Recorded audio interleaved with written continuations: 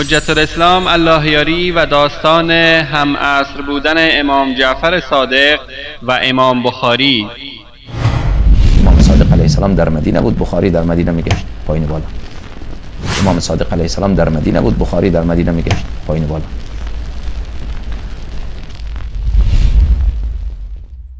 حجت الاسلام اللهیاری امام بخاری را هم عصر امام جعفر صادق میداند.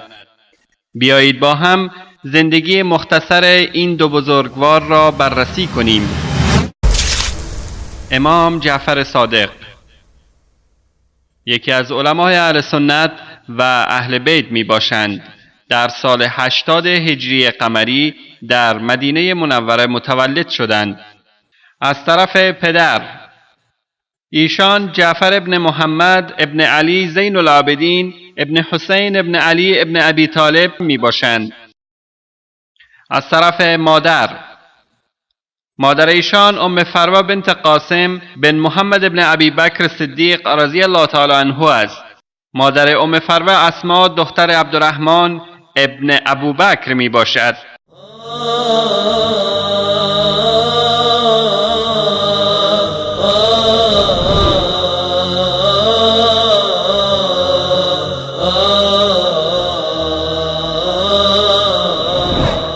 ایشان از دو جهت فرزند ابوبکر صدیق رضی الله تعالی عنه می باشند. لذا امام صادق می فرماید ولدنی ابوبکر صدیق مرتین. ابوبکر صدیق از دو طرف جد من است. امام جعفر صادق علم و حدیث را از طبقه عالی از علما آموختند، زیرا ایشان اواخر عصر صحابه را درک کردند، مانند سهل بن سعد ساعدی و انس بن مالک رضی الله تعالی عنهما. همچنین از پدرشان محمد ابن علی باقر هم زیاد روایت کردند و در سال 148 هجری قمری در سن 68 سالگی در مدینه منوره چشم از جهان فرو بست.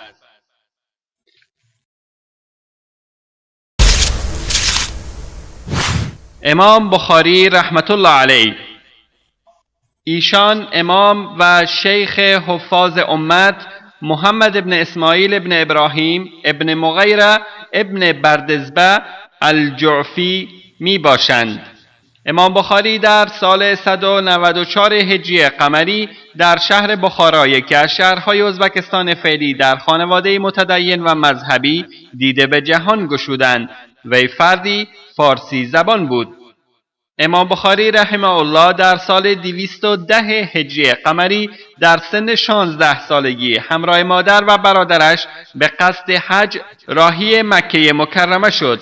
وی بعد از اینکه 2 سال در مکه ماندند در سن 18 سالگی یعنی در سال 212 هجری قمری برای کسب علم و دانش از محضر علمای مدینه منوره به آنجا رفتند. امام بخاری رحمه الله تالیفات زیادی دارند. مشهورترین آنها التاریخ الکبیر و جامع الصحیح یعنی صحیح بخاری می باشد. صحیح بخاری به اتفاق مسلمانان صحیح ترین کتاب بعد از قرآن کریم است. امام بخاری آن را در مدت 16 سال از میان 600,000 حدیثی که حفظ داشت تالیف نمود.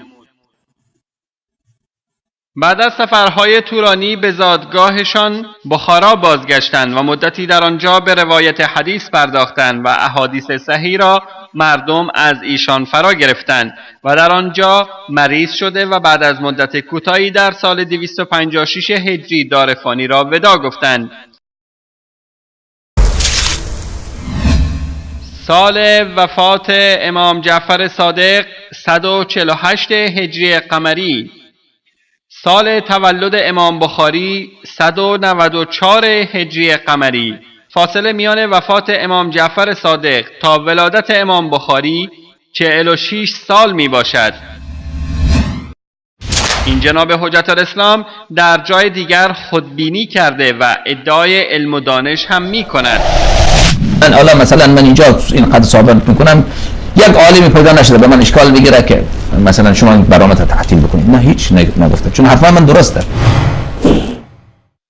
زمانی که آیت الله قزوینی شیخ مفید زمان شیعه که به درجه اجتهاد نائل گشته نام همسران پیغمبر را نمیداند، دیگر نمیتوان از جناب حجت الاسلام اللهیاری انتظار داشت سال وفات امام جعفر صادق و سال تولد امام بخاری را بداند. آیت الله قزوینی میگوید ام ایمن همسر پیغمبر. ام ایمن همسر پیغمبر شهادت داد. ام ایمن همسر پیغمبر شهادت داد. ام ایمن همسر پیغمبر شهادت داد. جناب آیت الله محقق: رسول الله صلی الله علیه و آله و سلم همسری به نام ام ایمن نداشتند، بلکه ام ایمن یکی از زنان صحابه و همسر زید بن حارثه و مادر اسامه بن زید می باشد. اگر این حال محقق حوزه علمیه شما باشد، پس از شما گله‌ای نیست.